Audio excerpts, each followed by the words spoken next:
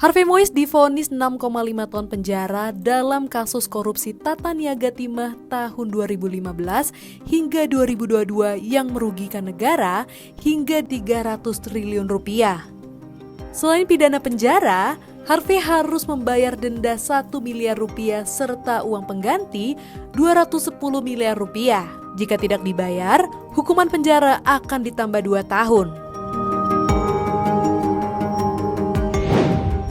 Putusan hukuman Harvey itu menuai kritik dari berbagai pihak karena vonisnya terbilang jauh dari tuntutan jaksa yang meminta 12 tahun penjara. Mahkamah Agung atau MA pun angkat bicara. Disebutkan bahwa dalam memutus perkara, hakim telah mempertimbangkan berbagai bukti yang diajukan dalam persidangan. Sebelumnya, Majelis Hakim Pengadilan Tipikor Jakarta Pusat menyatakan Harvey Mois terbukti bersalah melakukan korupsi timah dan terbukti melakukan tindak pidana pencucian uang atau TPPU. Harvey dinyatakan melanggar pasal-pasal tindak pidana korupsi dan pencucian uang. Menurut hakim, tuntutan hukuman dari jaksa selama 12 tahun penjara terlalu berat jika dibandingkan dengan peran Harvey yang disebut hanya sebagai perantara antara PT Timah Tbk dan PT RBT. Perilaku Harvey yang sopan selama menjalani proses pengadilan serta masih memiliki tanggungan keluarga juga jadi pertimbangan hakim atas vonis 6,5 tahun tersebut. Dengan begitu, Harvey dianggap tidak memiliki keterkaitan langsung. Komisi Yudisial sampai turut mendalami kasus ini.